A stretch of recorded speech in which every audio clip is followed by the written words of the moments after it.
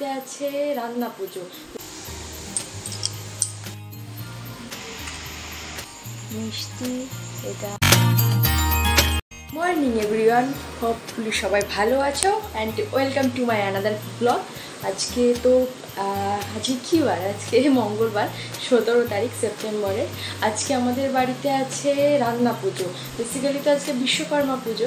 বিশ্বকর্মা পুজোর দিনই আমাদের বাড়ি হয় রান্না পুজো। যেই ব্লগটা আমি তোমাদের সাথে কালকে শেয়ার করেছি, যে রান্না পুজোর জন্য আমাদের ঠিক আগের রাত্রে সব কিছু রান্না করে রেখে দিতে হয়, কারণ আজকে সমস্ত কিছু আমাদের ঠান্ডা খাওয়া।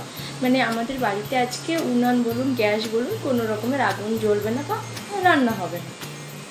তো আজকে বিশ্বকর্মা পুজোর দিন আমাদের বাড়িতে রান্না পুজো, তাই একটুখানি আমরা, যেহেতু গ্যাসে রান্না হয়, গ্যাসে একটু ফুল তুলসী পাতা দিয়ে একটুখানি ধূপ দেবো, তাই একটু রেডি হচ্ছি, যে স্নান ধান করে নিয়েছি, তাড়াতাড়ি একটু সকাল সকালই করব। মাসি এসে সমস্ত কিছু পরিষ্কার পরিচ্ছন্ন করে দিয়েছে, কারণ কাল রাতে রান্নাবান্না করেছি, প্রচুর বাসন কুসন জমা হয়ে গেছিলো, সেই জন্যে তো মাসি এসে সকাল সকাল পরিষ্কার করে দিয়ে গেছে। এখন পুজোটা করব, পুজো করে আর দুপুরে তারপরে খাওয়া দাওয়া হবে। আমাদের আজকে ঠান্ডা পান্তা খাওয়া, যেগুলো কাল রাতে রান্না করে রেখেছি সেগুলোই খাবো। তো চলো তাহলে পুজোটা সেরে ফেলি এখন, কারণ 11টা পার হয়ে গেছে, তো পুজোটা এবার করে নিলেই ভালো হয়। চলো তাহলে। আমার বাগান থেকেই তুলে এনেছিলাম এই স্থলপদ্ম ফুলগুলো। হলুদ রঙের স্থলপদ্মগুলো এত সুন্দর লাগে বাগানে। আগে তো তোমাদের সাথে শেয়ার করেছিলাম আমি, যে একদিন ছাদে গিয়ে তো আমি চমকেই গেছিলাম ফুলগুলি দেখে। আর আমার বাগানে তুলসী গাছও আছে, তো সেখান থেকেই একটু ফুল তুলসী পাতা আমি তুলে এনেছিলাম। আর অন্য কোনো তেমন ফুল হয়নি, আর যেগুলি আছে ওগুলি পুজোর কাজে তেমন একটা লাগে না, তাই এই হলুদ স্থলপদ্মগুলো আর এই তুলসী পাতাটাই এনেছিলাম, যে একটুখানি ফুল আর ধূপ দিয়ে তারপরে খাওয়া দাওয়া না হয় শুরু করা যাবে।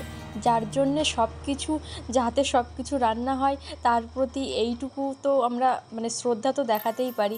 যেহেতু আমাদের নিয়মে আছে রান্না পুজো, সেহেতু একটু তো পালন করা যেতেই পারে।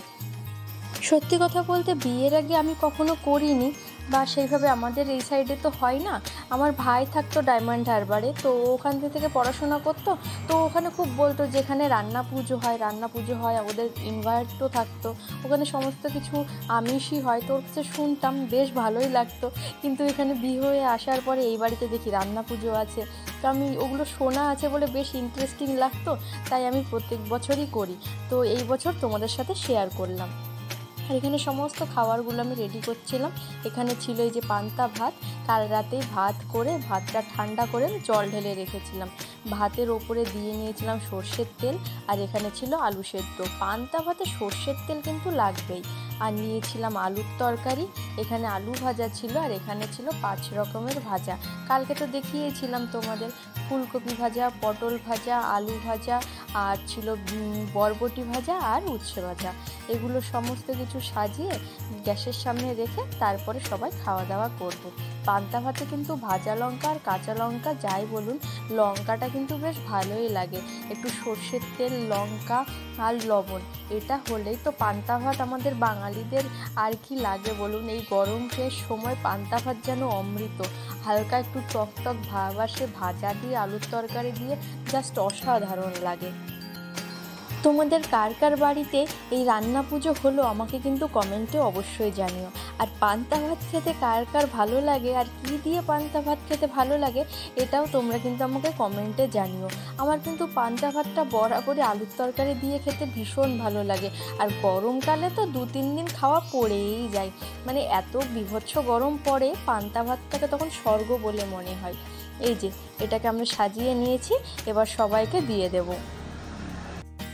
এইটুকুই ছিল আমাদের দুপুরের আয়োজন। আরও অনেকে অনেক কিছু করে, যেমন নারকেল কোড়া দিয়ে মিষ্টি কুমড়ো রান্না হয়, লাউয়ের ডাল হয়, সেগুলো করব ভাবলাম, যদি আবার নষ্ট হয়ে যায় এই ভয়ে আর করিনি। তো এই সামান্য সামান্য জিনিসই করেছি। তো পরের বার চেষ্টা করব আরও ভালোভাবে আরও কিছু করার, যাতে আমি নষ্ট না হয় সেইভাবে। এখনকার মতো তো এই পর্যন্তই। রাতে আছে বিশেষ বিশেষ খাবার। রাতের খাবারে থাকছে এই যে, থাকবে চিড়ে, থাকবে মুড়কি, রসগোল্লা, দই আর কলা। এটা হচ্ছে আমাদের রাত্রের খাবার। রাত্রে তো আর ওই পান্তা খাবে না কেউ, তো রাত্রের খাবারের মধ্যে এগুলোই থাকে। তো বিকেলে বাবা সব বাজার করে নিয়ে এসেছে, খই, মুরগি, দই, মিষ্টি, কলা। এখন এগুলোকে যে চিড়েটাকে ভেজাবো, ভিজিয়ে বাকি জিনিসগুলোকেও রেডি করে। চিড়েটার ভেজানোর কারণ হচ্ছে এক তো পরিষ্কার করতে হবে, আর দ্বিতীয়ত একটু নরম করতে হবে, না হলে আর খাবো কি করে। ভিডিওটা অনেকটা বড় হয়ে গেছিলো, তাই যাতে বোর না লাগে সেই কারণেই এই জায়গাটাকে একটু স্পিডে করে দিয়েছিলাম। এই জায়গাটায় আমি আস্তে আস্তে সব কিছু দিয়ে থালাটা সাজাচ্ছিলাম, দই, মিষ্টি, কলা, মুরগি সব কিছু পরিবেশন করলেই হয়। চলো ব্যাক ক্যামেরা করে নিয়ে একবার দেখিয়ে দিই তোমাদের যে কেমন লাগছে এটা দেখতে। মিষ্টি, এটা চিড়ে, এখানে মুরগি, এখানে দই, এটা কলা। এইটাই হচ্ছে আজকে রাতের খাওয়া। চলো আজকে ভিডিওটা এখানেই শেষ করা যাক, দেখা হবে পরের ব্লগে। তত সময় সকলে ভালো থেকো আর সুস্থ থেকো। আর ভিডিওগুলি ভালো লাগলে লাইক, কমেন্ট, শেয়ার অবশ্যই করো। কেমন? টাটা।